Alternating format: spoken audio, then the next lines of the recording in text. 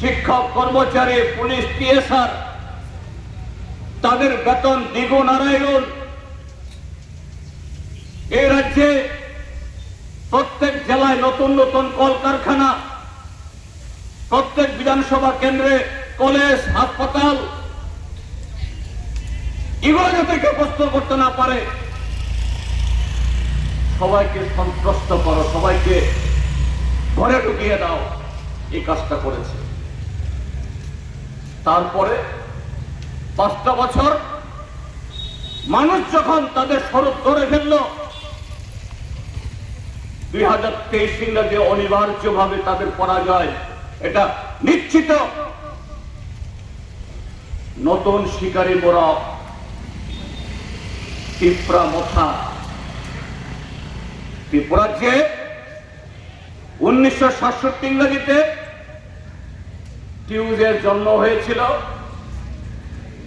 লাল সাদা চিনি না, কারোর তলে থাকি না, এই স্লোগান তুলে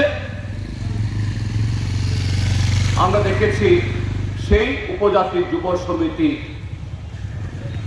কার দালাল হিসেবে কাজ করেছে, কাকে ক্ষমতায় নিয়ে আসার জন্য কাজ করেছে, কার সাথে আতাত করেছে।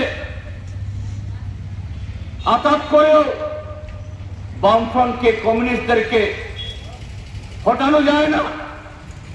শেষ পর্যন্ত সন্ত্রাসবাদী টিএনএর সাথে গোপন চুক্তি করে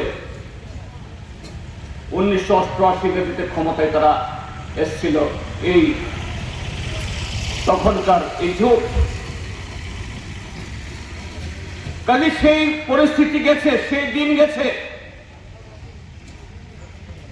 নতুন যুগ এসেছে, নতুন মানুষ এসেছে,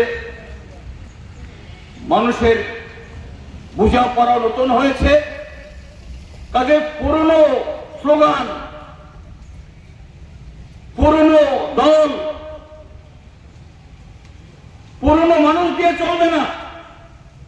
নতুন স্লোগান তুলতে হবে, নতুন পোশাক পরাতে হবে, নতুন টুপি পরাতে হবে, নতুন কথা শোনাতে হবে।